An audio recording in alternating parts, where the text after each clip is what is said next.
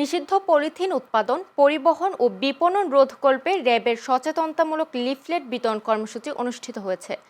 আজ বিকেলে রাজধানীর গুলশানের ডিএনসিসি মার্কেটের র্যাবের নির্বাহী ম্যাজিস্ট্রেটের উপস্থিতিতে পলিথিন ব্যবহারের উৎপাদন রোধকল্পে সচেতনতামূলক লিফলেট বিতরণ কর্মসূচি অনুষ্ঠিত হয়েছে। র্যাবের লেফটেন্যান্ট কমান্ডার মোহাম্মদ জাকিউল করিম উপস্থিত থেকে এই লিফলেট বিতরণ এবং আইনগত ব্যবস্থা গ্রহণ সংক্রান্ত বিষয় গণমাধ্যমে ব্রিফ করেন।